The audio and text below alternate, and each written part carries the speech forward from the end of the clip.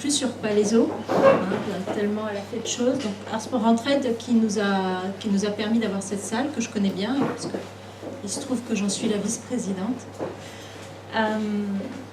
Je vais vous présenter cette nouvelle association, START, qui est pour l'instant un petit regroupement de professionnels, mais je sais qu'il y a des professionnels dans cette salle. On est très ouvert à tous les nouveaux arrivés. Donc on est des professionnels de différentes branches, médecins, psychologues, orthophonistes, etc., etc. Vous allez voir, je ne vais peut-être pas présenter maintenant tout le monde.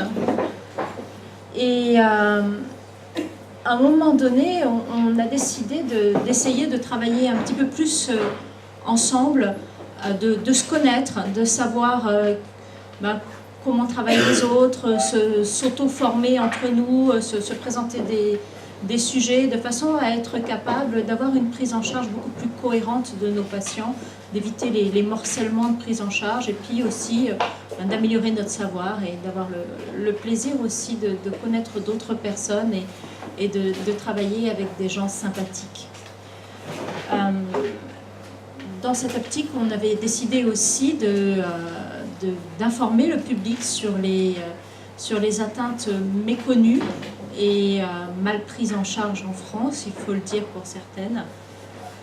Et donc on démarre, mais un de nos objectifs aussi sera d'essayer de grossir et d'arriver à trouver un moyen de prendre en charge aussi les familles qui ont moins de moyens, parce que pour l'instant, tous ces nouveaux développements se font en grosse partie dans le privé et l'hôpital, les structures publiques ont du mal à suivre par rapport à la quantité gigantesque de demandes qui arrivent.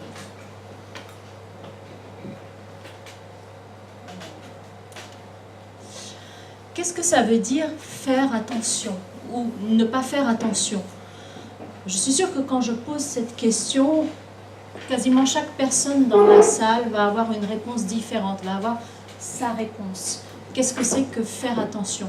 Et effectivement, le concept de faire attention recoupe un très grand nombre de choses.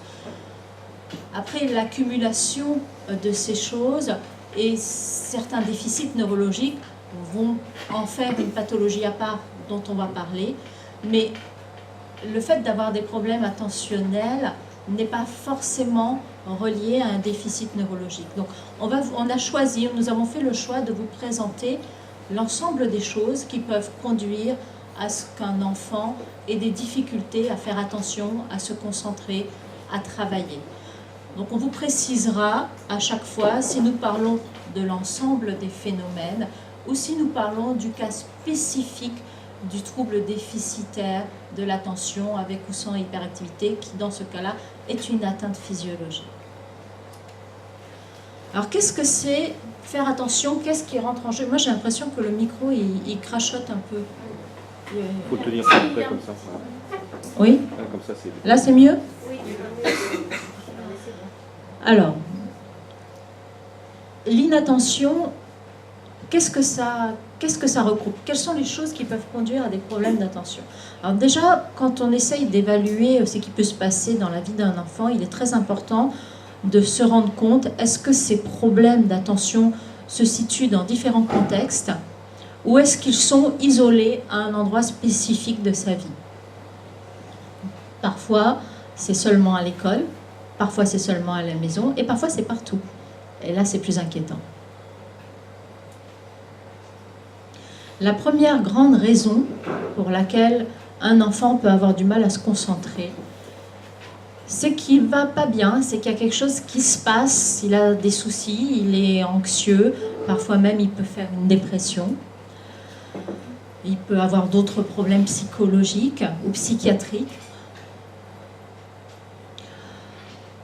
Il peut avoir une dégradation importante de son estime de lui-même, c'est-à-dire se voir comme quelqu'un parfois d'intrinsèquement mauvais, ne pas se croire capable de faire des bonnes choses. Il peut avoir des soucis dans sa famille, il peut avoir des parents qui se disputent, il peut lui-même avoir des disputes anormalement élevées avec un frère ou une sœur.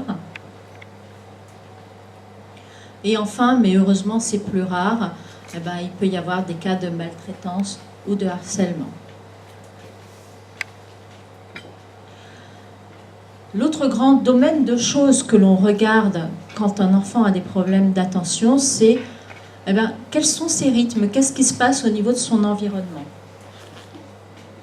À quelle heure il se lève, à quelle heure il se couche, quel est son rythme de vie, est-ce qu'il est trop surchargé, est-ce qu'il fait 5-6 loisirs en même temps qu'il ne lui laisse jamais le temps de se poser, qu'est-ce qui se passe au niveau de ses rythmes. Qu'est-ce qu'il mange, parce que oui, il y a des aliments qui sont excitant ou parfois il peut avoir un déficit. La télé. La télé est de façon extrêmement importante corrélée aux difficultés pour faire attention. Plus on regarde des écrans et plus on mobilise en fait déjà nos capacités attentionnelles et des capacités d'analyse. Or un enfant, lui, il a besoin de bouger. Les réseaux sociaux et notamment les jeunes adolescents qui se sentent absolument obligés d'être le dernier à envoyer un SMS aux copains-copines à minuit, ce qui retentit beaucoup sur son sommeil. Ces rythmes de travail, parfois il y a des enfants qui font des journées gigantesques et en fait ils sont fatigués, des enfants qui vont faire des blocages importants au niveau scolaire. Et le sommeil. Alors le sommeil est le premier candidat des problèmes d'attention. Un enfant qui dort pas ou qui dort mal ne peut pas se concentrer dans la journée. Et bien sûr, c'est relié à sa santé. Alors quand un enfant a des problèmes attentionnels, on va l'envoyer chez le médecin pour faire un bilan de santé. Et une des premières choses à vérifier quand un enfant n'écoute pas ce qu'on lui dit, c'est est-ce qu'il entend bien? Et quand un enfant copie mal le tableau, c'est est-ce qu'il voit bien? Et ça semble basique, mais ce sont des choses qui peuvent parfois être oubliées. Le médecin va vérifier si l'enfant n'est pas malade, tout simplement. Et s'il y a besoin, il va pratiquer des examens complémentaires. Enfin, il y a les problèmes de cognition. Alors, la précocité, Aiguet Texier vous en parlera tout à l'heure. Le retard mental, malheureusement. Les différents dysfonctionnements cognitifs, tous les dyslexie, dyspraxie, dysorthographie, etc. Et enfin, je l'ai mis en dernier, il existe un trouble neurophysiologique, neurodéveloppemental, qui est le trouble déficitaire de l'attention avec ou sans hyperactivité. Et donc je vais laisser la parole à Christine Conti, qui est médecin et qui va vous parler du TDAH.